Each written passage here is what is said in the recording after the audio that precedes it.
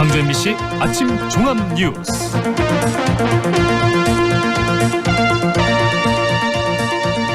(4월 19일) 금요일 아침 종합 뉴스입니다. 한전공대 설립과 운영을 위한 지자체의 재정 지원안이 규모가 조금 축소돼 의회를 통과했습니다. 오염물질 배출 농도를 조작한 여수산단 대기업들이 추가로 드러났습니다. 설립자의 비리 등으로 폐교 위기를 맞고 있는 광양보건대에 채용비리 의혹까지 불거졌습니다. 이상 오늘의 주요 뉴스입니다.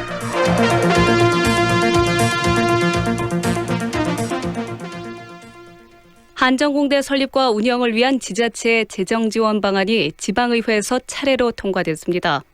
나주시의회에서는 축소 수정된 동의안이 처리되긴 했지만 이행 협약을 체결하는 데 걸림돌이 되지는 않을 것으로 전망됩니다. 이계상 기자입니다. 한전공대는 캠퍼스와 연구소, 산학연 클러스터로 구성됩니다. 캠퍼스 부지 40만 제곱미터는 부영 CC가, 연구소와 클러스터 부지 80만 제곱미터는 나주시가 조성해 한전에 제공하기로 했습니다. 나주시는 한전공대 설립을 위해 매년 100억 원씩 10년 동안 1,000억 원에다 부지 비용 662억 원을 추가로 부담해야 합니다. 한전공대 설립을 위한 지자체의 재정 지원 계획은 시민 동의 절차를 거치지 않고 마련됐습니다. 이 때문에 나주시 의회 의원들은 1년 예산 8천억 원 규모의 나주시가 재정 압박을 받게 됐는데도 충분한 논의조차 못했다고 지적했습니다. 이 시민들의 공감은 둘째치고 의회 내 토론도 원활하게 보장되지 못한 입장이라고 좀 생각이 듭니다. 나주시 의회는 클러스터 부지를 한전에 무상 제공할 경우 법 규정에 어긋날 가능성이 높다며 관련 지원금 331억 원을 제외시킨 수정 동의안을 가결시켰습니다. 이 없음으로 수정 가결되었음을 선포합니다. 연구소 부지 비용 331억 원은 수정안에 포함됐지만 국비 지원을 받아 부담을 줄이기로 했습니다. 4세대 방사선 과속기가 만약 확정이 된다면 국고에서는 부지 매입비가 지원이 가능합니다. 그래서 저희는 그걸 전략적으로 수립을 해서 저희 시 재정에 좀 어려움이 없도록. 이에 앞서 전라남도 의회도 한전공대 설립을 위해 전라남도가 1,000억 원을 지원한다는 내용의 동의안을 통과시켰습니다. 한전은 지자체 재정 지원 방안이 의회 동의를 거친 만큼 향후 일정을 조율해서 이달 말쯤 이행 협약을 체결하겠다고 밝혔습니다. MBC 뉴스 이계상입니다. 여수 산단의 대기업들이 특정 업체와 짜고 오염물질 배출 농도를 조작했다고 보도해드렸습니다. 그런데 다른 대기업들의 측정 기록에서도 문제가 발견됐습니다. 보도에 문형철 기자입니다. 대기 오염물질 배출 농도가 조작됐거나 실제 측정 없이 배출 기록부가 허위로 작성된 사업장은 광주 전남을 합해 모두 235곳입니다. 환경당국은 이 가운데 측정 대행업체와 공모한 것으로 드러난 LG화학과 한화케미칼 등 6개 업체의 명단을 검찰과 지자체에 통보했습니다. 공모 관계가 확인된 최종원 6군데 영상강요 환경청장입니다. 관할 검찰청에 기소 의견으로 송치하고 해당 지자체에는 행정처분을 의뢰했습니다. 그런데 환경당국은 이 6개 업체 외에 GS칼텍스와 롯데케미칼, 금호석유화학 등 3곳의 여수산단 입주기업에 대해서도 지자체의 행정처분을 요청한 것으로 확인됐습니다. 측정 대행업체와의 공모 관계는 확인되지 않았지만 이들 사업장에서 측정된 대기오염물질의 농도가 실제와 다르게 거짓으로 기록됐다는 겁니다. 특히 롯데케미칼은 1공장과 2공장 2곳, 금호석유화학은 고무 1공장과 2공장에다 열병합발전소 2곳까지 모두 4곳에서 위법행위가 발생한 것으로 보고 있습니다. 국내 석유화학 업계를 대표하는 여수산단 대기업들에 대한 신뢰가 뿌리채 흔들리고 있는 셈입니다. 극심한 피해를 입히는 정한수 여수 환경연합 공동의장입니다. 이제 발표칠 수 없다. 퇴출 기업이 될 수밖에 없다라고 하는 것을 알아야 합니다. 영산강 유역환경청은 모두 31개 기업이 측정 대행업체와 결탁해 배출 물질의 농도를 조작한 것으로 보고 조사를 진행하고 있는 가운데 여수산단 주요 업체들이 얼마나 포함될지가 초미의 관심사로 떠오르고 있습니다. MBC 뉴스 문형철입니다. 정의당 전남도당은 배출가스 농도를 제작한 업체들에 대한 전면조사를 촉구했습니다.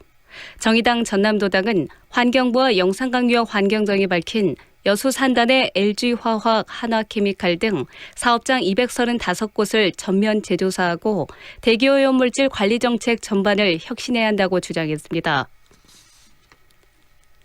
설립자의 비리 등으로 폐교 위기를 맞고 있는 광양보건대에 채용비리 의혹까지 불거졌습니다. 총장의 조카가 직원으로 채용됐는데 총장이 직접 면접을 받습니다. 조희원 기자가 취재했습니다. 이달 초 광양보건대학교는 모두 3명의 계약 직원을 채용했습니다. 문제는 채용된 직원 중 1명이 현직 서장원 총장의 조카였다는 겁니다. 서 총장은 다른 부서 처장 2명과 함께 면접 심사위원으로 참여했는데 조카 서모 씨는 면접 심사에서 1등으로 통과한 것으로 알려졌습니다. 학교 측은 총장이 면접위원으로 참여한 건 맞지만 정당한 절차를 거쳐 채용해 문제가 없다고 밝혔습니다. 혹시 나한테 누가 될까 봐서 이야기를 안 하고 지원했어. 나도 몰랐어요. 그래서 나중에 이제 면접을 때 그때 알았다. 하지만 서류 심사 항목부터 총장의 조카인 서 씨에게 유리했던 것으로 드러났습니다. 서류 심사 당시 광양보건대는 학력과 학점, 자격증, 경력 등 6개 항목으로 지원자를 평가했는데 서 씨는 4개 항목에서 만점을 받아 서류 전형도 1등으로 통과했습니다. 올해 3월 고용노동부가 발표한 표준 취업규칙에 따르면 직원을 채용할 때 출신 학교나 연령 등에 차등을 두지 않게 되어 있습니다. 그럼에도 불구하고 광양보건대가 이 같은 인적 사항을 평가 기준으로 삼은 것에 대해 의혹의 목소리가 나오고 있습니다. 학교 법인인 양남학원은 지금까지 법인과 학교가 의논해 교직원을 채용했는데 이번 채용은 논의된 바가 없었다며 황당하다는 반응입니다. 법인에서는 아무래도 양남학원 이 관련 관계자입니다. 자료를 다 확인할 필요가 있어서 그 관련 자료를 대학 측에 요청하였습니다. 그런데 대학 측에서 15일 날 계약직 직원의 임용권은 총장에 있다고 하면서 통보를 해왔습니다. 또 계약직 직원은 자체적으로 채용할 수 있다는 학교의 반론에 대해서는 동의할 수 없다고 밝혔습니다. 저희가 변호사의 자문을 학교법인 확인한 결과 양남학원 관계자입니다. 사립학교법과 정관해상에 근거하면 총장에게 권한을 위임했다는 내용이라도 찾아볼 수 없었습니다. 결국은 임용권은 법인 이사나 이사장에 있다는 건 사실입니다. 법인은 직원 채용 절차상에 문제가 있다고 보고 학교에 관련 자료 제출을 재청할 계획이라고 밝혔습니다. MBC 뉴스 조희원입니다. 남부대 학교법인 관계자들이 입찰 방해와 업무상 횡령 혐의 등으로 재판에 넘겨졌습니다. 광주지검 특수부는 남부대 학교법인 이사 77살 A모 씨 등 남부대 관계자 2명과 건설사 대표 53살 B모 씨 등 3명을 불구속 기소했다고 밝혔습니다. 이들은 지난 2016년 산업단지 캠퍼스 중축 공사 과정에 입찰가를 담합하고 2억 원을 횡령한 혐의입니다. 교육부는 지난해 남부대를 감사하는 과정에서 이 사실을 확인하고 검찰에 고발했습니다. 외국인 환자 증가율에서 광주가 전국 최고를 기록했습니다. 보건복지부에 따르면 지난해 광주를 방문한 외국인 환자 수는 모두 4,700여 명으로 전년보다 125% 증가했습니다. 이는 전국 평균 증가율 17.8%를 크게 웃도는 수치로 전국 최고 수준으로 나타났습니다. 광주시는 통번역 서비스 지원 등 원스톱 의료관광 서비스 플랫폼을 구축한 효과로 보고 있습니다. 끝으로 날씨입니다. 오늘 광주와 전남 지역은 가끔 구름이 많겠습니다. 오늘 낮 최고 기온은 17도에서 22도로 어제보다 조금 낮겠지만 평년보다는 높겠습니다. 한편 광주지방기상청은 서해안 지역을 중심으로 아침까지 안개가 짙게 끼겠다며 교통안전에 유의할 것을 당부했습니다. 광주지방 현재 기온은 15도입니다. 백수진입니다. 이상으로 MBC 8시 뉴스를 마칩니다.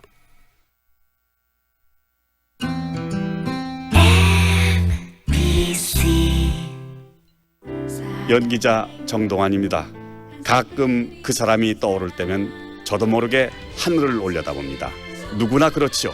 그리운 사람이 보고플 때면 을에 하늘을 올려다보게 되는 것. 사람이 곧 하늘이기 때문이죠. 사람을 하늘같이 섬깁니다. 스카이 장례식장.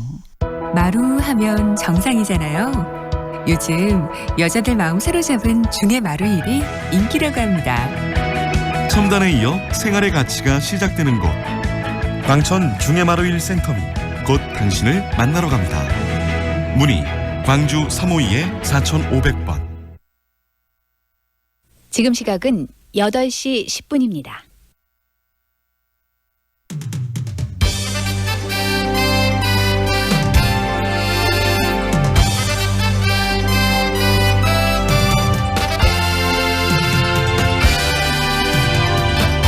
황동현의 시선 집중. 황동현의 시선 집중 2부 시작합니다. 내년 4월 총선을 1년 앞둔 상황에서 야권발 정계 개편론이 뇌관으로 떠오르고 있습니다. 발단은 지난 4.13 보궐선거의 참패로 불거진 바른미래당 내부 갈등인데요. 옛 국민의당의 뿌리를 둔 바른미래당 그리고 민주평화당 의원들이 연대하거나 통합하는 3지대론이 대표적인 또 시나리오로 이야기 거론되고 있는데요. 호남을 기반으로 한 어게인 국민의당 과연 현실에서도 이루어질 수 있을지 궁금합니다. 오늘 이 정계 개편에 대한 이야기 들어보도록 하겠습니다. 민주평화당 정동영 대표와의 인터뷰 준비되어 있습니다. 올해로 4년차로 접어든 광주 프린지 페스티벌이 내일 20일 오후 2시 공식 개막을 해서 7개월간의 일정을 시작하게 됩니다. 56억 아시아의 얼굴에 활짝 핀 문화 웃음꽃을 선사하자라는 의미에서 올해 주제는 웃음꽃 핀 아시아라고 하는데요. 광주 프린지 페스티벌의 가장 큰 특징은 참여에 제약이 없다는 것이라고 합니다. 예술가와 관객 누구나 즐길 수 있다는 점에서 광주의 대표 문화 관광 자원으로 또 자리매김하고 있다고 하는데요. 오늘 광주문화재단 이묘숙 사무처장과 광주 프린지 페스티벌에 대한 이야기 나누는 시간도 준비했습니다. 황동현의 시선 집중 계속됩니다. 축제 파티가 있는 그곳엔 출장 뷔페 쿠바 하우스. 기업식 행사장 맛있는 음식이 필요한 그곳에도 출장 뷔페 쿠바 하우스. 출장 뷔페 필요한 곳 전국 어디나 찾아가는 출장 뷔페 쿠바 하우스.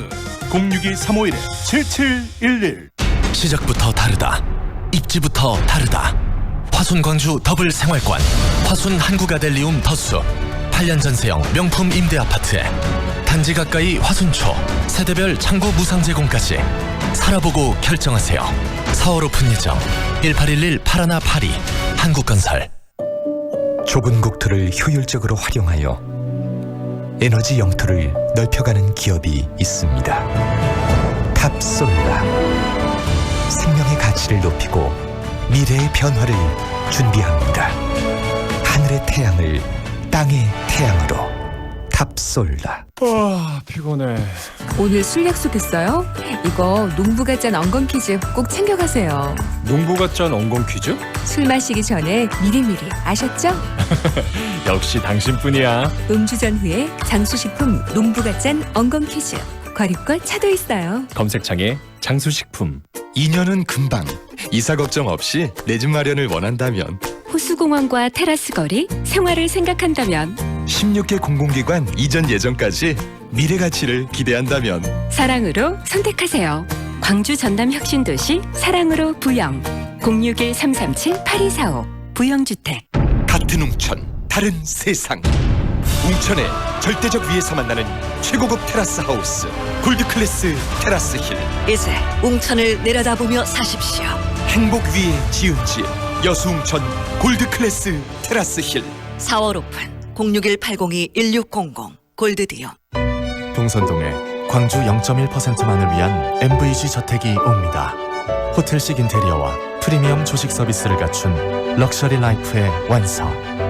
프레스티지 펜트하우스 동선동 남양주튼 MVG 062-385-8988 남양건설 MVG그룹.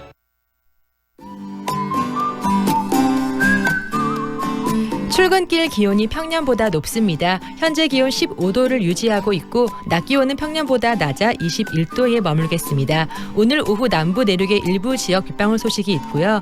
오늘 아침까지 서해안을 중심으로 짙게 안개 끼는 곳이 있어서 교통 안전에 각별히 유의하셔야겠습니다. 현재 광주 대부분 지역에서 미세먼지 농도 나쁨 단계를 보이고 있고 오늘 종일 공기 질이 좋지 않겠습니다. 내일은 대체로 맑겠고 일요일은 오후부터 흐려지겠습니다. 계속해서 건조한 대기니까요. 산불 등 화재 예방에 각별히 유의하시기 바랍니다. 이어서 현재 교통 상황입니다. 죽봉대로 농성교차로에서 교직원 공제회 앞 사거리 방향 가장자리 차로 막고 가로수 가지치기 작업 중입니다. 참고하시기 바랍니다. 서암대로 신안교에서 경신여고 사거리로 차량 속도 느리고 무진대로 어등대교에서 계수 사거리 방향 신호대기 2번 이상 필요합니다. 오늘 아침도 안전운전하시기 바랍니다. 지금까지 좋은 아침 좋은 일자리 광주 전문취업 어플 사랑방 제 앞 협찬 날씨와 교통정보의 정은솔이었습니다. 황동현의 시선 집중과 함께하고 계시는 지금 시각 8시 15분 14초 막 지나고 있습니다. 정치권에서의 바른미래당과 민주평화당발 제3지대 신당 창당 등 정계 개편 가능성이 여러 가지로 지금 제기되고 있는 가운데 최근에 두 당 내 호남계 일부 의원들이 만천회동을 가졌도 관심이 모아지고 있습니다. 통합의 필요성에 대해서 공감대를 형성하는 자리였다라는 이야기도 나오고 있고 그러는데요. 이 정계 개편 방향성에 대한 이야기 오늘 정리를 해보도록 하겠습니다. 민주평화당 정동영 대표 연결합니다. 안녕하세요, 대표님. 네, 안녕하십니까. 네, 대표님 먼저 오늘이 4.19 혁명 59주년이 되는 날인데요. 최근에도 이 국민 촛불로 부패한 박근혜 정권이 무너지는 일이 있었는데 국민의 뜻을 되새기는 굉장히 의미 있는 날이 오늘 아니겠습니까? 어떻게 보세요? 그렇습니다. 벌써 4.19가 이제 60년 됐고요. 네. 그다음에 민주공화국 선포 100주년이죠. 100년이죠. 네. 3.1혁명. 그러니까 아마 전 세계에서 2차 대전 이후에 새로 만들어진 나라 가운데 국민의 힘에 의해서 정권을 퇴장시킨 최초의 성공적인 혁명이었고 이것이 방금 말씀한 대로 촛불혁명으로까지 이어진 거지요. 그러니까 지난 100년의 역사 속에서 민주주의를 온전히 자신의 피와 땀으로 자신의 손으로 수립하고 만든 그런 역사적 자부심의 결정적 계기가 4.19 혁명이었다고 생각합니다. 네. 그리고 또 이 촛불 혁명에 의해서 이 박근혜 정부의 어떤 적폐청산의 목소리들이 더 터져나오는 계기까지도 마련되는 부분이 있었기 때문에 4.19 혁명의 가치 의미는 굉장히 중요한데요. 그런데 최근 이 문재인 정부가 이 박근혜 정부의 적폐를 청산해라는 국민들 염원으로 이렇게 정권을 가지게 됐는데 정권을 지금 유지하는데 제대로 지금 청산을 못하고 있다는 비판의 목소리들이 굉장히 많습니다. 우리 대표님은 어떻게 보세요? 제도인데요. 그러니까 법과 제도를 바꾸지 않으면은 아무 소용이 없습니다. 그런데 지금 이제 3년대가 이제 3년 접어들잖아요. 만 2년이라서. 그런데 현재까지 법과 제도를 단 한 건도 손대지 못했다는 것은 뭐라고 설명할 수가 없습니다. 김대중 정부, 노무현 정부, 문재인 정부, 민주정부 3대째인데요. 3년째가 되도록 제도 개혁을 단 한 건도 못했다고 하는 것은 어떤 이유로도 국민 앞에 설명할 수 없을 것입니다. 특히 네. 최근에 선거제도 개혁, 검찰 개혁, 공수처, 고위공직자 부패 수사처 설치 문제 앞에서 망설이고 있는 이 정부의 모습을 보면 도대체 이분들의 목표가 정치, 경제, 사회를 개혁하고자 하는 데 있는 것이 아니라 그냥 권력을 유지, 관리, 보수하는 것, 어떻게든지 다음 정권 잡는 것에만 관심이 있지 국민의 삶을 어떻게 낫게 해야 하겠다는 그런 개혁 의지는 실종된 것 아닌가 이런 생각이 듭니다. 결국은 이 국민들이 촛불을 통해서 보여줬던 염원과 현재 문재인 정부가 가져가려는 목표가 다르다는 이야기신가요? 동떨어져 있지요. 촛불 들고 외친 핵심은 그거였습니다. 못 살겠다. 그러니까 나의 삶을 개선해라 하는 그런 요구고 그 방법론으로 제시한 것이 재벌개혁과 검찰개혁입니다. 네네. 재벌개혁 상법 하나를 바꿨습니까? 공정거래법을 바꿨습니까? 유통발전법을 바꿨습니까? 검찰개혁을 위해서 뭐 검경수사권 조정을 했습니까? 공수처를 만들었습니까? 단 한 건도 개혁 입법을 지금까지 계속 자유한국당 핑계만 대는 거예요. 그래서 내년 총선에서 싹쓸이 해주면 그때 하겠다. 정말 염치 없는 행보라고 생각합니다. 최근에 더불어민주당 이해찬 대표가 내년 총선에서 260석 정도는 차지할 수 있다라는 발언을 해서 또 논란이 되고 있는데 이 발언에 대해서는 어떻게 보세요? 그러니까 광주 전남이고 전북고 호남 싹쓸이하고 수도권도 싹쓸이 하겠다 뭐 이런 얘기인데요. 네. 과연 이것이 국민의 눈높이에 맞는 발언인지 오만이 극치에 달했다고 봅니다. 20년 정권 얘기를 하지 않나 240석 지역구를 싹쓸이 하겠다고 하지 않나 이런 여당의 자세, 개혁은 하지 않고 국민의 삶은 안중이 없습니다. 그리고 야당 때 그렇게 부르짖었던 여러 가지 이 개혁 정책이 여당 되니까 전부 다 버렸잖아요. 그러니까 네. 고무신 거꾸로 신고 선거제 개혁이 대표적인 겁니다. 네. 국민의 삶을 바꾸기 위해서는 기본적으로 정치를 바꿔야죠. 정치라는 게 돈과 권력을 나누는 수단인데 돈과 권력이 제대로 나누어지지 않기 때문에 이 정치를 바꾸는 것의 핵심이 선거제 개혁인데 이 사람들이 야당 때는 얼마나 이것을 소리 높여 외쳤습니까? 근데 네. 여당 되더니 이게 유리하지 않다. 그러니까 입장을 싹 바꿨단 말이죠. 그리고 지금 신용만 하는 거예요. 네. 선거제 개혁을 반대하지 않는다는 신용만 하고. 그리고 지금 바른미래당이 공수처 문제를 걸었거든요. 네네. 이 공직자비리수사처에 기소권, 수사권 다 주는 것은 문제다. 수사권만 줘라. 네네. 그래서 이 문제 가지고 이제 선거제 개혁이 좀 터덕거렸는데 사실 문재인 대통령이나 지금 이해찬 대표가 개혁의 의지가 있으면 네. 공수처에 대해서 바른미래당 손 들어주고 선거제 개혁 같이 패키지로 해서 연말에 입법 처리해야 합니다. 그래야 그래도 집권에서 공수처하고 선거제는 개혁했다는 말을 할 수 있을 텐데 이건 물 건너가면요 5년 집권한 뒤에 아무것도 빈손으로 끝납니다. 이렇게 무능한 역대 가장 무능한 정권으로 기록될 수도 있습니다. 참 안타까운 게 그런 부분이 아닌가 싶습니다. 이 적폐를 청산하기 위해서 지금 국민들의 염원과 함께 만들어진 정부가 지금 역할이 없다라는 이야기를 지적해 주셨는데 그런 부분에 대해서 또 다음 기회에 이야기를 또 나누기로 하고요. 오늘 이야기하기로 했던 지금 지금 정계 개편 문제 최근에 민주평화당이 16일에 만찬회동을 하신 걸로 알고 있는데 바른미래당 일부 의원들도 함께 참여하신 걸로 지금 들리고 그렇습니다. 어떤 분들과 함께 하셨습니까? 언론이 과도하게 주목한 것 같은데요. 네. 그날 정대철 고문께서 이렇게 연락을 하셔서 권노갑 고문과 그다음에 이 중진 의원들이 함께 식사하는 자리였어요. 네. 박주선 의원이 잠깐 다녀갔고 김동철 의원은 오기로 했다고 하는데 나타나진 않았어요. 그래서 네. 결국 권노갑 정대철 고문 모시고 저희 의원들이 모여서 대여섯 명 식사하는 자리 정도였습니다. 그 자리에서는 특별한 얘기는 없었고요. 네. 이제 문제는 지금 이제 때일은 정계 개편 얘기 나오는데요. 네. 정계 개편이라는 것이 과연 국민의 관심사의 몇 번째 순위에 있는 건지 그것도 제1당, 제2당이 아닌 현실적으로는 군소정당이죠. 네. 군소정당의 이합 집산에 대해서 국민이 지금 여기에 관심의 우선순위가 몇 번째겠느냐 생각해보면 좀 역지사지 해볼 필요가 있습니다. 국민의 눈높이, 국민을 중심으로 정계 개편이든 이합 집산이든 얘기가 돼야 되지 지금 국민 눈높이에서 이합 집산이 곱게 보일 리가 없죠. 결국은 국민들이 좀 중요하게 생각하는 것은 아까 모두에서 이야기하셨던 이런 적폐청산과 새로운 어떤 개혁이라는 이야기 아니겠습니까? 그러니까 누구 사람 잡아넣는 걸 적폐청산이라고 하면 안 되고요. 이걸 제도화해야 합니다. 법을 만들어야 되는 거죠. 네. 예, 법과 제도를 바꿔야 되는 건데 그것에 지금까지 민주평화당이 앞장서 왔거든요. 선거제 개혁과 이 국면을 만든 주체는 민주평화당입니다. 민주평화당의 강령 1조가요. 양당제 타파 다당제 실현입니다. 그것을 위해서 지난 1년 동안 몸부림쳐왔고 여기까지 왔거든요. 이 산을 넘어야 되는데 여기에 저는 당력을 집중하는 것이 맞다고 봅니다. 어떻게 보면 선거제도 개혁, 선거제도뿐만 아니라 이런 전체적으로 제도를 만들기 위해서는 원내 교섭단체 문제도 굉장히 중요한 부분인데 현재 민주평화당은 정의당이 이렇게 하자고 하는 지금 원내 교섭단체 만드는데 동의하고 있지 않거든요. 그렇다면 그 부분은 어떻게 보세요? 참 안타깝습니다. 제가 의원들을 계속 설득 중입니다만 네.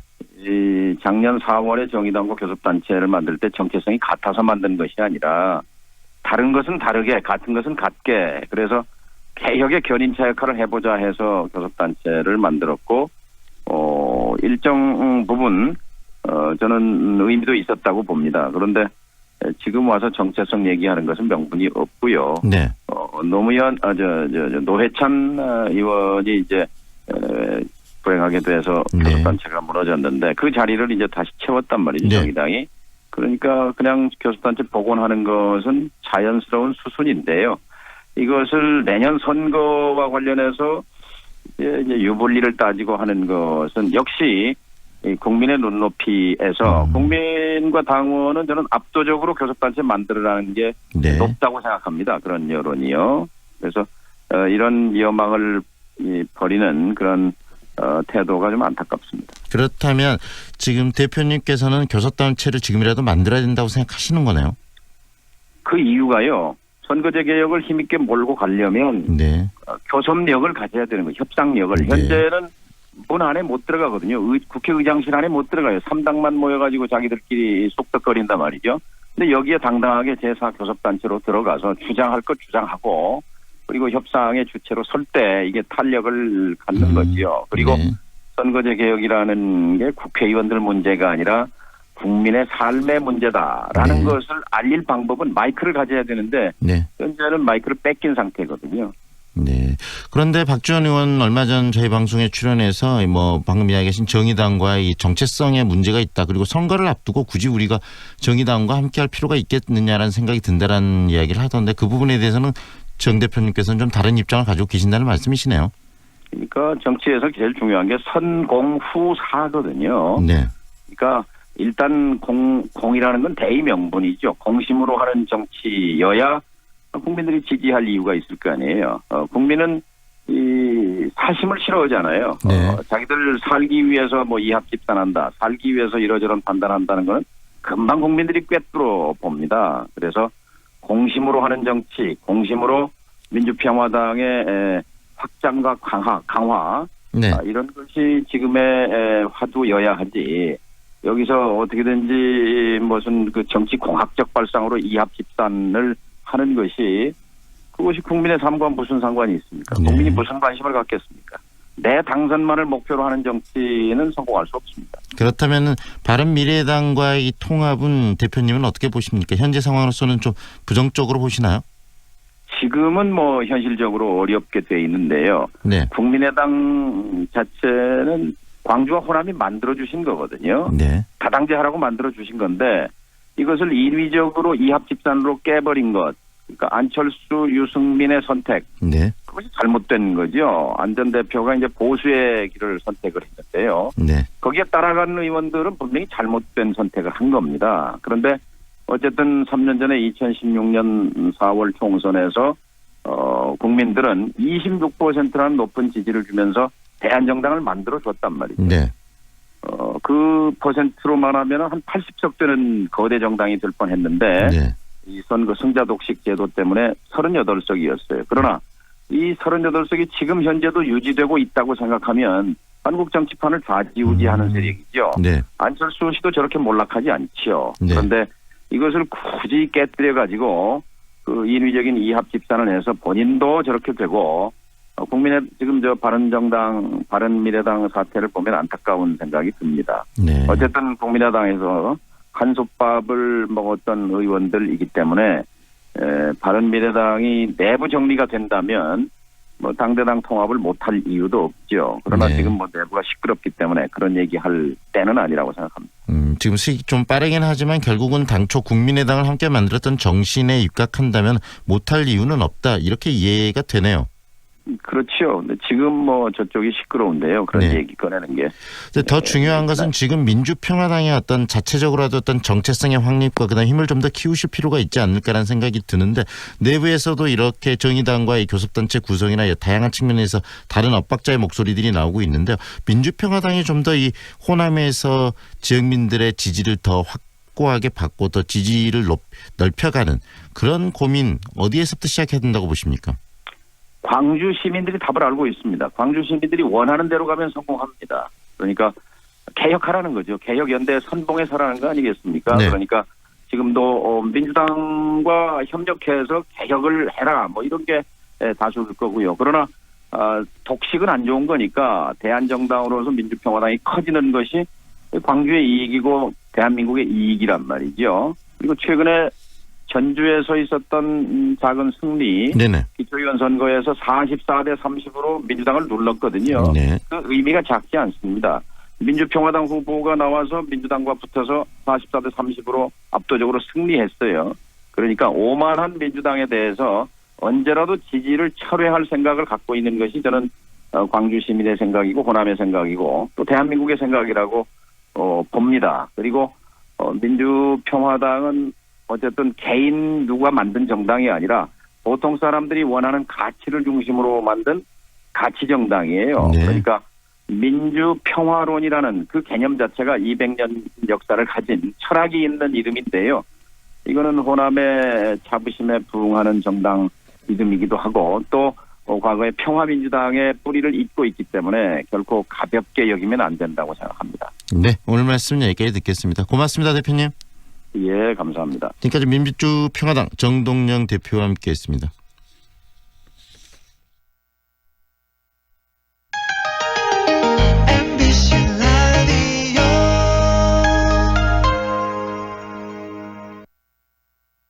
뭐해? 괜찮은 직업학교 찾고 있어. 아직 호남 직업 전문학교를 몰라? 99년부터 13년 연속 우수훈련기관.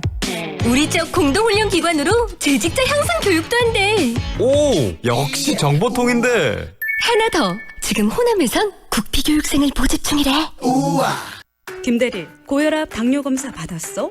부장님, 전 30대부터 혈압약 먹고 있어요. 아, 그러면 광산구 고혈압 당뇨병 등록교육센터에 문의해봐. 등록하면 교육, 상담, 검사도 해주고 선물도 준다네. 문의 광주 952-8882 만 30대 이상 광산 구민의 하나입니다. 배우 한은정입니다. 생각보다 가까운 하늘, 그 하늘을 향해 대라수가 하늘을 걷는 다리를 놓습니다. 광주의 하늘을 당신에게 선물합니다. 하늘을 이어주는 아파트, 봉선주월 대라수 어썸브릿지, 광주 383-7774 대라종합건설. 첨단의 중심 특권을 누리는 오피스텔, 첨단 트레비엔 H시티, 지하철 2호선 예정의 미래 가치와 첨단 3지구 개발 호재를 품은 북층형 랜드마크 오피스텔, 첨단 트레비엔 H시티 4월 오픈 383-3535 한국자산신탁 SM 삼원기업. 93.5 Feelings between the sheets. Why am I caressing my mama's fat knees? 세상을 보는 지역의 눈. 여러분은 지금 황동현의 시선 집중과 함께하고 있습니다. 광주 금남로에서는 내일 20일부터 매주 토요일 프린지 페스티벌이 열립니다.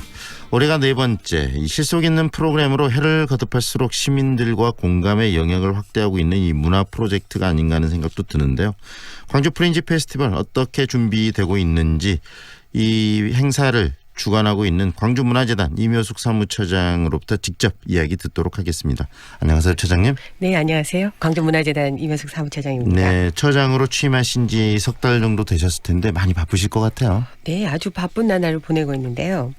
문화가 일상이 되고 또 예술로 아름다운 시민이 되실 수 있도록 노력하고 있는 광주문화재단의 일원으로서 네. 광주 문화에 이바지하고 있다는 굉장히 뿌듯한 자부심을 가지고 일하고 있습니다.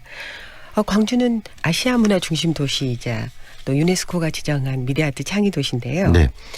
문화예술인을 어떻게 하면 지원할 수 있을지 지원 방안에 대한 새로운 정책을 개발하고 있고요. 네. 더군다나 광주 시민들의 문화 향유를 위해서 다양한 프로그램과 콘텐츠 개발에 고민과 노력을 하고 있는데요.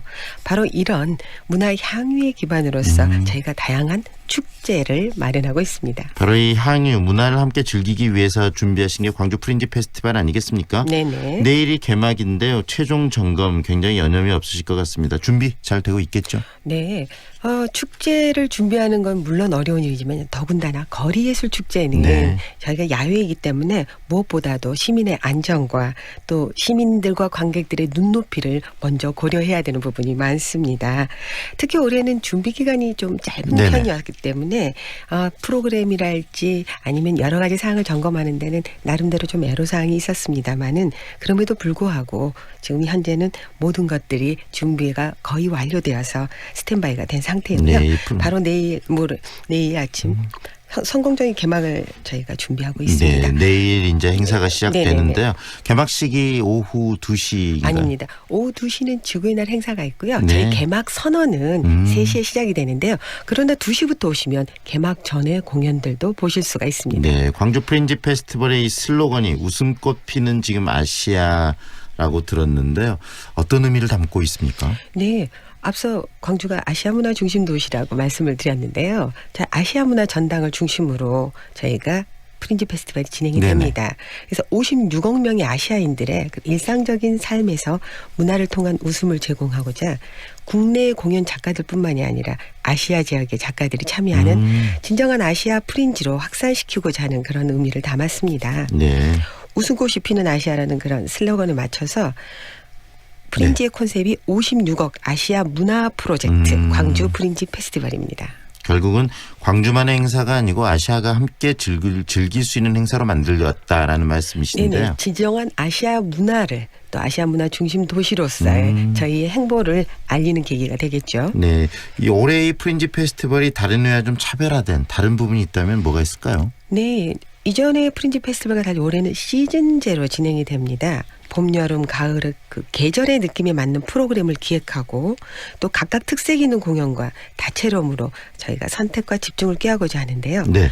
만물이 소생하는 봄 역시 도심 곳곳에 문화가 움트고 또 다양한 문화 활동이 시작이 되겠죠. 네. 바로 문화 소생이라는 주제로 봄 시즌은 시작이 되고요. 네. 또 여름은 저희가 광주 세계 수영 선수권 대회가 있습니다. 네네. 뿐만 아니라 여름의 정열을 흠뻑 느낄 수 있도록 아시아 문화 물결이라는 주제로 진행이 됩니다.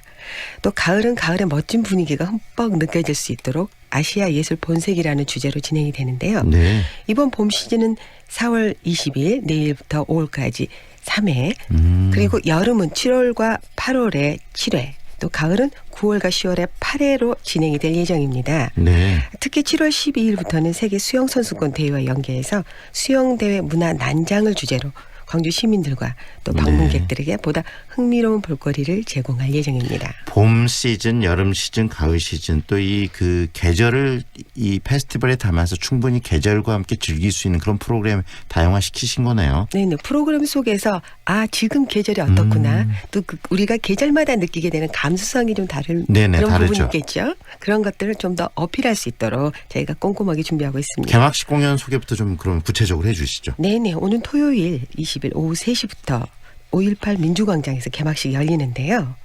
개막식 이전에도 50명의 한국 무용수들의 아시아의 미소라는 공연이 되고요. 네. 또 개막 선언과 함께 150명의 시민들이 참여하는 플래시몹이 펼쳐지게 됩니다. 네. 또 플래시몹에 이어서는 봄의 전령이라는 그 무용 퍼포먼스도 진행이 되는데요. 이날 모두 5개의 스테이지에서 25개 팀의 공연을 관람하실 수 있습니다. 특히 기존의 뮤지컬 갈라쇼와는 다른 형식으로 좀 쉽고 재미있는 무대를 만들어가는 드림 뮤지컬이라는 팀이 또 여러분 눈길을 끌으실 거고요. 네. 또 마치 미술 작품이 살아 움직이는 듯한 그런 상상을 실현시키는 애니메이션 크루라는 팀이 있는데요. 네. 이분들의 공연 역시 눈여겨볼 만합니다.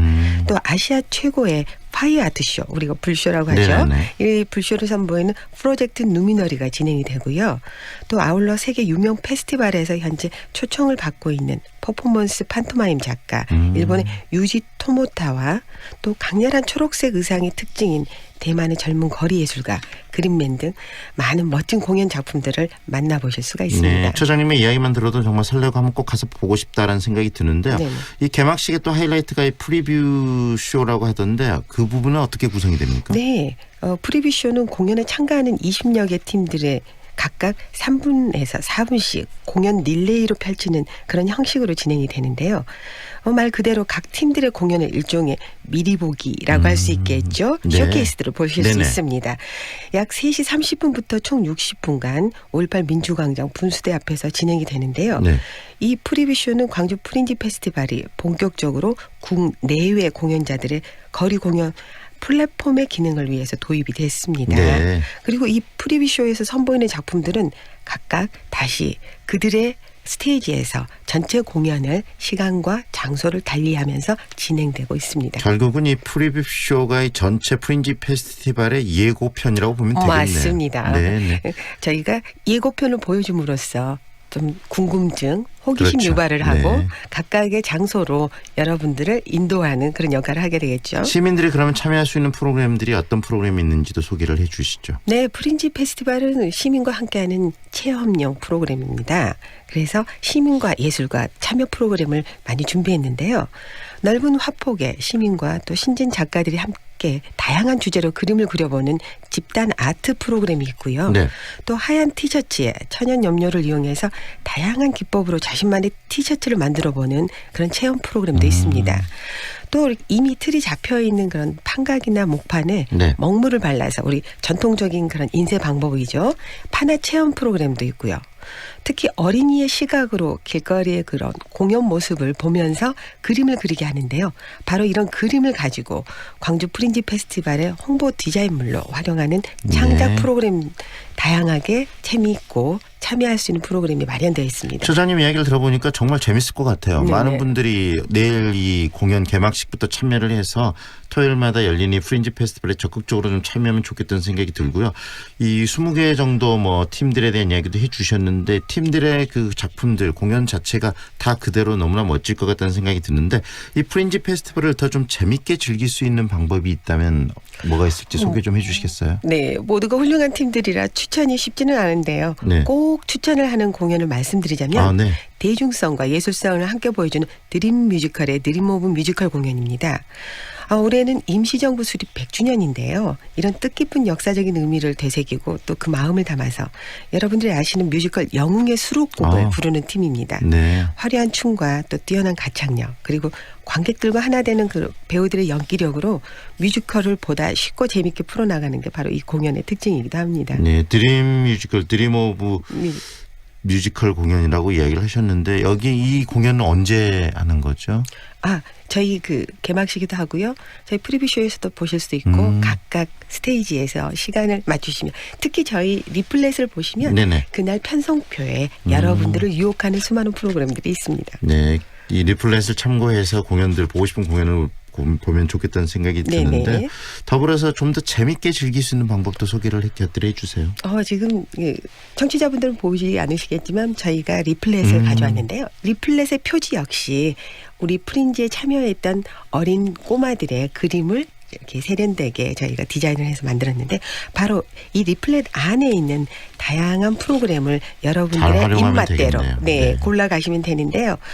이 편성표뿐만이 아니라 음악이 들리거나 아니면 호기심을 끄는 공연을 발길이 가는 대로 마음이 끌리는 대로 여러분들이 즐기시는 게 가장 재밌게 즐기시지 않을까 싶어요. 네. 그리고 기존의 축제와 다른 프린지지만 참여 프로그램을 꼭 가족과 함께 해보시는 것도 권해드리고 싶습니다. 정말 가족이 함께 할 수 있는 그런 행사가 바로 이 프린지 페스티벌이 아닌가 싶어요. 그래서 더 관심이 가는 부분인데요. 이 광주 시민들 많이 또 이 프린지 페스티벌을 기다렸을 것 같고요. 또 뭐 여러분들도 관심들이 많은 것 같습니다. 이 청취자분들께 곁들여서 하실 말씀 있으면 한 말씀 더 해주시죠. 여러분들이 공연을 위해서 굳이 공연장을 찾지 않으셔도 또 먼 곳까지 이동하지 않으셔도 도심 속에서 여러분을 기다리는 축제가 있습니다. 바로 프린지 페스티벌인데요. 친구와 함께 가족과 함께 또 연인과 함께 거리의 축제에 빠져보시는 건 어떨까 권해드리고 싶습니다. 또 이 멋진 봄날 여러분들이 도심을 지나시다 잠시 5분이라도 걸음을 멈추시고 즐거움 속에 흠뻑 빠지시고 웃으시기를 저희는 기대하고 있는데요. 기본적으로 광주 프린지 페스티벌의 공연은 관객의 참여형으로 관객과의 소통으로 또 관객과 함께 만들어가는 공연이 대부분입니다. 네. 많은 관심과 참여 꼭 부탁드리고요. 4월 20일 내일이죠. 아시아문화전당 일원에서 여러분들과 만나기를 희망합니다. 네, 4월 20일 이제 프린지 페스티벌 본격적으로 막을 올리고 또 광주 시민들의 참여 속에서 함께 즐겁고 멋진 그런 행사가 될 거라고 생각을 합니다. 더불어서요, 이 광주문화재단이 참 다양한 그런 행사들, 광주 시민들과 함께하는 행사들 하시는데 더 소개해 주실 부분들 있으면 사업 소개 좀 해주시겠어요? 네네. 올해도 문화재단은 시민들이 도시 곳곳에서 문화예술을 접하실 수도 있고 또 쉽게 즐길 수 있는 많은 프로그램을 만들고 있는데요.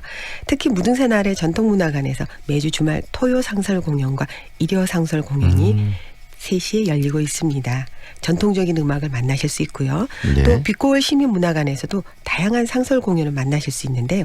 월요 콘서트와 또 여러분들에게 인문학과 연주가 같이 진행되는 렉처 콘서트도 준비가 되어 있습니다. 또 그 외에도 전통문화예술 축제인 무등울림, 또 광주문화예술 교육축제인 아트날라리, 특히 미디어아트 퍼포먼스와 공연 작품 등을 만나보실 수 있는 축제인 광주 미디어아트 페스티벌 등 다양한 축제들이 시민들과 또 문화예술들과 함께 하기를 저희는 고대하고 있습니다. 정말 다양한 행사를 광주 시민들을 위해서 또 함께하기 위해서 하시고 계시고 내일 이 광주 프린지 페스티벌도 멋진 행사로 광주 시민들의 즐거움을 공유하실 거라는 생각이 듭니다. 오늘 말씀은 여기까지 들을게요. 고맙습니다. 네, 대단히 감사합니다. 지금까지 광주문화재단 이묘숙 사무처장과 함께했습니다.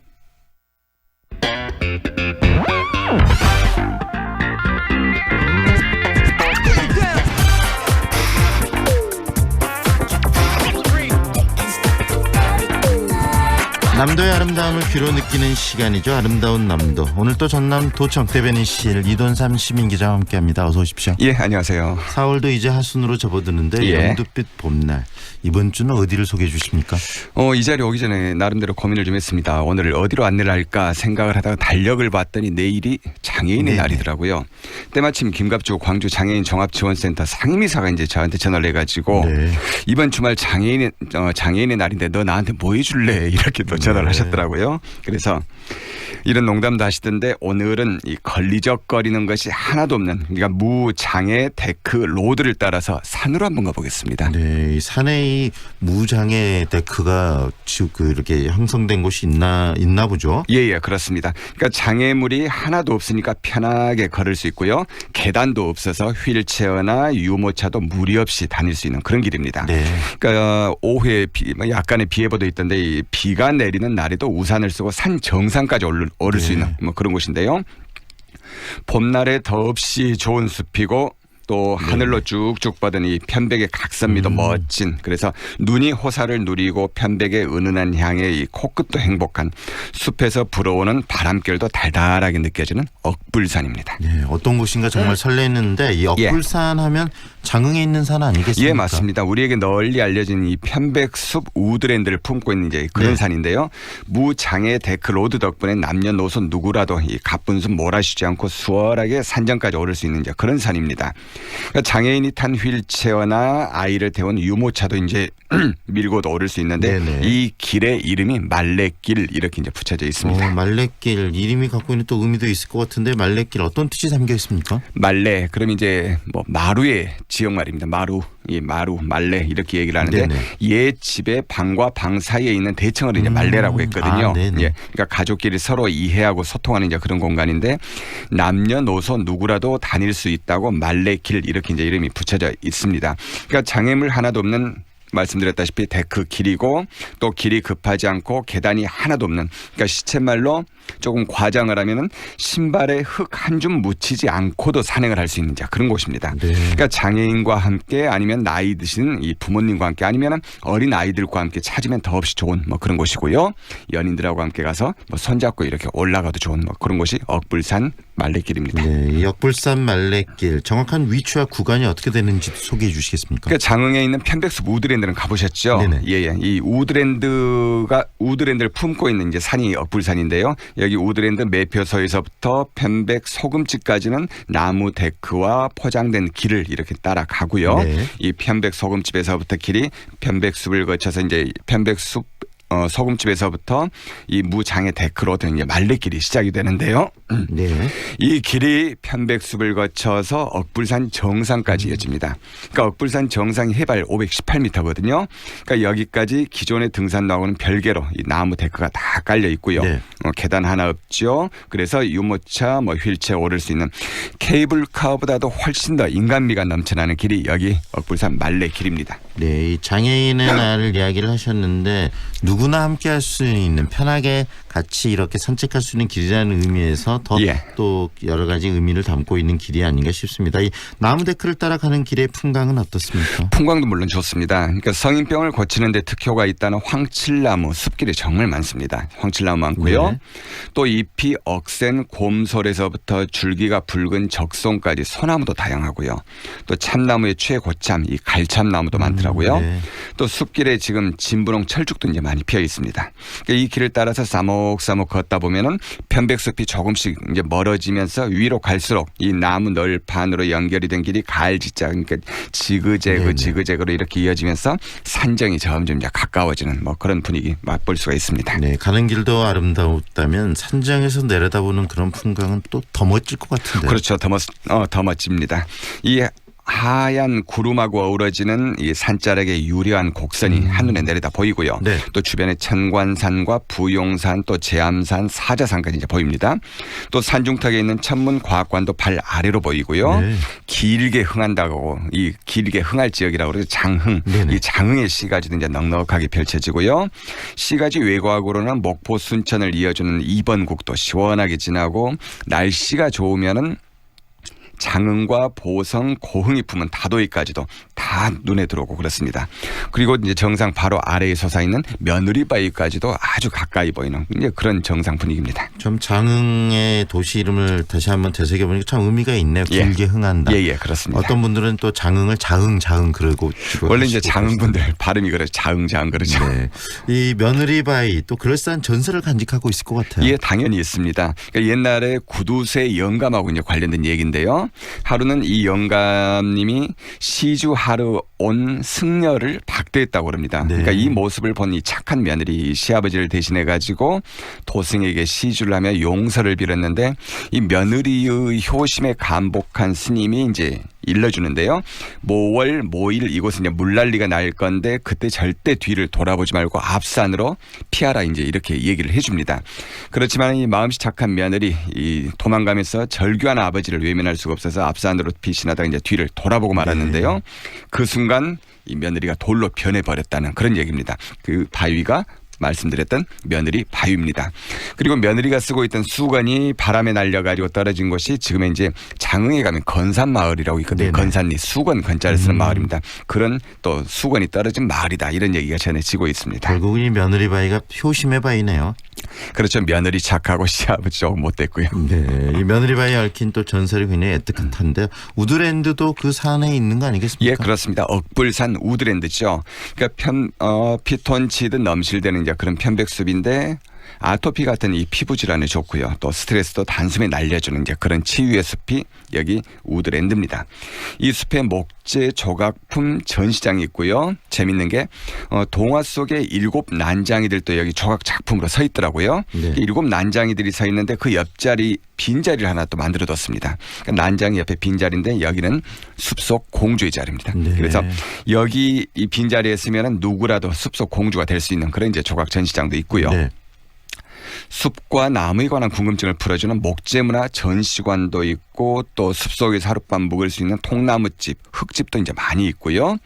쉼터도 군데군데 있어서 여기 이제 차분히 앉아가지고 쉼터에 앉아서 편백으로 이 녹색 샤워를 할 수 있는 이 보약 같은 숲이 우드랜드입니다. 네, 장성의 충령산은 임종국 선생이 직접 조성하신 산이라고 알려지고 있는데 예, 그렇죠. 여기 편백숲은 어떻게 조성이 됐습니까? 여기 억불산 편백숲 같은 경우는 1950, 60년대 손석연 선생이라고 이제 계셨는데 이분이 이 숲을 일궜습니다. 그러니까 손석연 선생은 푸른 산 아래에 가난은 결코 없다 이런 일념으로 1958년도에 이 억불산 일대 황무지 120헥타르 그러니까 대략 한 36만 평, 7만 평 정도 이 정도를 이제 불화받아 가지고 편백과 삼나무 47만 그루를 이제 심으셨다고 합니다.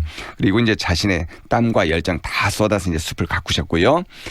여기 우드랜드 가면은 손석연 선생의 공적비가 있으니까 이것도 한번 눈여겨보시면 좋겠습니다. 네, 이 편백숲을 거니고 또 말레길을 따라 억불산 정차까지 이렇게 다녀보는 참 즐거움이 있을 것 같은데 또 가까운데 다른 곳 더 소개해 주실 부분이 있으면 소개해 주시겠어요?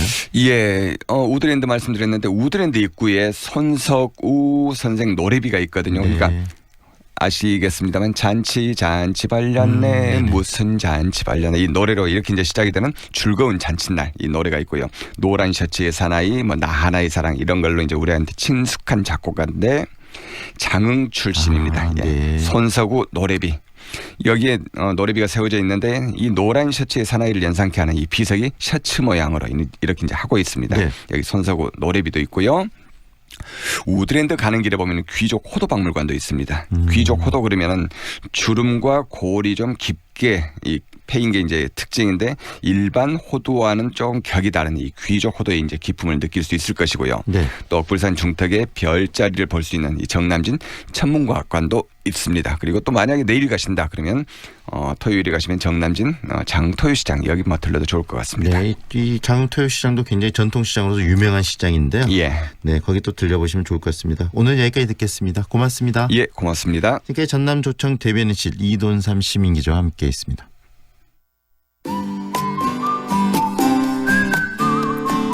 이어서 현재 교통 상황입니다. 필문대로 교육대학교에서 서방 사거리로 정체 중이고 서남로 동구청에서 조선대 입구 사거리로 신호대기 2번 이상 필요합니다. 중앙로 서방 사거리에서 계림초등학교 사거리로 차량 많고 독립로 대성초등학교 사거리에서 월산 사거리로 차간거리 좁게 이동 중입니다. 오늘 아침도 안전운전하시기 바랍니다. 지금까지 좋은 아침 좋은 일자리 광주 전문 취업 어플 사랑방 잡 협찬 교통정보의 정은솔이었습니다. 배우 한은정입니다. 생각보다 가까운 하늘, 그 하늘을 향해 대라수가 하늘을 걷는 다리를 놓습니다. 광주의 하늘을 당신에게 선물합니다. 하늘을 이어주는 아파트, 봉선주월 대라수 어썸브릿지 광주 383-7774 대라종합건설.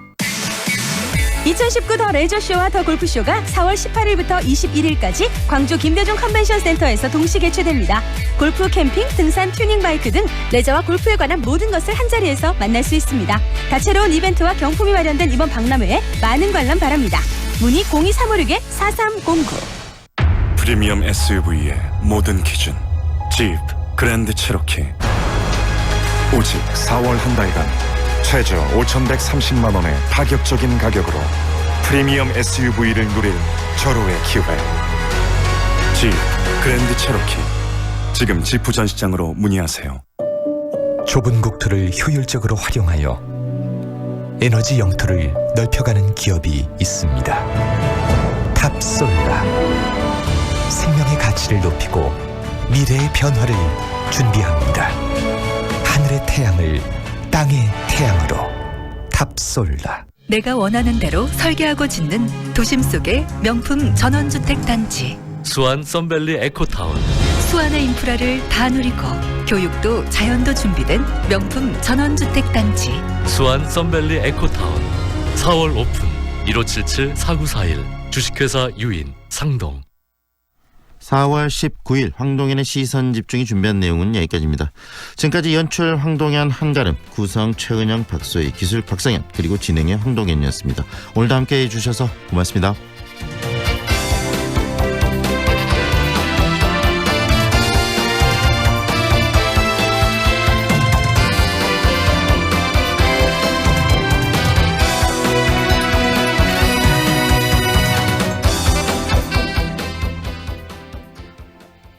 지금 시각은 8시 57분입니다. 아이 키우는데 남자 여자가 어딨나? 육아휴직 잘 갔다 와. 유치원 끝날 시간이잖아. 걱정 말고 가. 잠깐만요. 아이들 지나가게 제가 비켜드릴게요.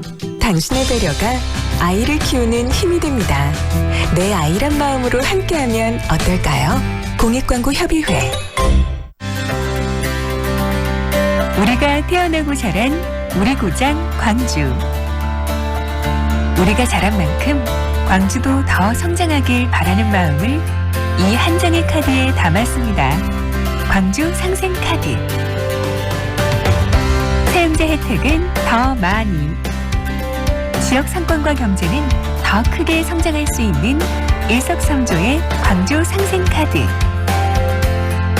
맛집에서도 카페에서도 문화생활까지. 이제 광주 어디에서든 광주 상생카드로 광주 사랑을 표현하세요. 당신의 따뜻한 소비가 함께 사는 광주를 만듭니다. 광주광역시.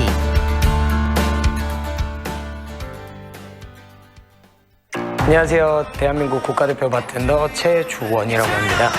바텐더는 사람들과 소통을 하고 그 한 잔을 내어주면서 그 사람의 마음을 쥐락펴락할 수 있는 좀 매력적인 직업입니다. 처음에는 손님으로 갔다가 우연찮게 시작한 직업이고요. 올해 딱 29, 10년 차입니다. 항상 웃고 뭔가 정말 이 직업이 좋아서 하는구나. 네, 현재는 세계 랭킹 이제 7위까지는 경험을 해봤는데 이제는 세계 1위를 목표로 열심히 나아가보는 중입니다. 6시간에서 7시간 정도씩 연습을 하고 있습니다. 높은 목표를 잡고 직접 실행에 옮길 것. 실행에 옮기는 사람이 결국 성공을 한다고 생각을 하고 있습니다.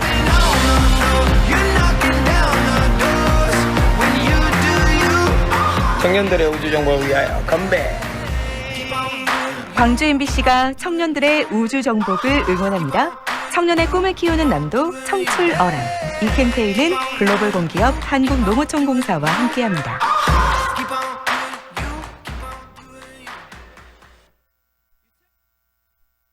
AM 819kHz, 표준 FM 93.9MHz, 광주 MBC 라디오입니다. HLCN. 친구처럼 다정한 연인처럼 MBC 문화방송. 여러분의 다정한 친구 광주문화방송이 9시를 알려드립니다.